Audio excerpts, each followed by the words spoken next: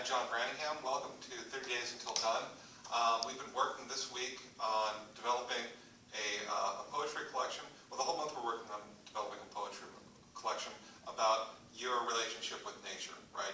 It's personal narrative stuff, and it's all about your relationship with nature. And this first week, what we're doing is we're working with deep memory and really going into our childhoods and how did we relate to nature when we were kids. Today we're going to be working specifically on the night poem and how night was different for us as children than the day was. And those things that you can really only see at night. I think of one of my favorite poems of my own, and it had to do with a deep memory when I was maybe 10 years old, maybe a little bit younger than that. And I looked up, I was outside in my backyard, and I looked up and I saw a satellite, and I was just knocked out. I had no idea. I knew that satellites existed, of course, but I had no idea you could see them. And I didn't know what that thing was. It was a star speeding among other stars. It was just absolutely beautiful and overwhelming. I had to go inside afterwards and have it explained to me. But at that moment, I was just watching it. I didn't think it was a UFO. I just thought it was some sort of celestial thing I couldn't wrap my head around. I can think of being in Sequoia National Park at night and being around deer and bear and bats. Bats were so amazing to me as a child. Right at dusk, and you just watch them flit around. It'd be a great thing to work on.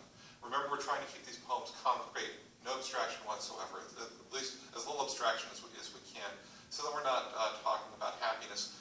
We're actually creating the emotion of happiness in our reader, or sadness or loss, or whatever emotion it is you want.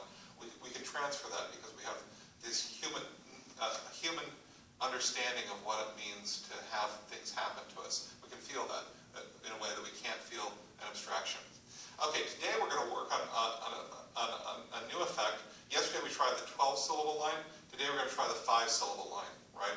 And you're going to work on night poems from your childhood especially. If you live on the East Coast, it's wonderful for you. You've got all those fireflies, right? We don't have that on the West Coast. Night poems, 5-syllable lines. See what effect this has on you, right? The 12-syllable lines probably slowed everything out, and your poem became more meditative, possibly a little bit more somber. This is going to have possibly the opposite effect, not necessarily. If you feel like sending your poem out someplace, send it to Nerve Cowboy. Nerve Cowboy is a fantastic magazine. I love everything they do. Subscribe to these magazines as well, right? Check some of these out.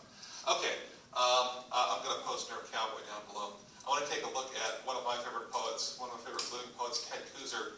Ted Kooser, the former poet laureate of the United States, and this is one of his poems about nighttime. It's about flying on a plane at night. It's called Flying at Night. Above us stars, beneath us constellations. 5 billion miles away a galaxy dies like a snowflake falling on water. Below us some farmer, feeling the chill of that distant death, snaps on his yard light, drawing his shed and barn back into the little system of his care. All night the cities like shimmering novas tug with bright streetlights at lonely lights like his. Okay, and this is one of those things that you can only see and experience at night, right? Galaxies and a farmer working on his farm lit up in a little island of light. Okay, so see what you can think about from your childhood, that special nighttime experience that you had. All right, especially in nature. All right, I will see you next time. See you tomorrow.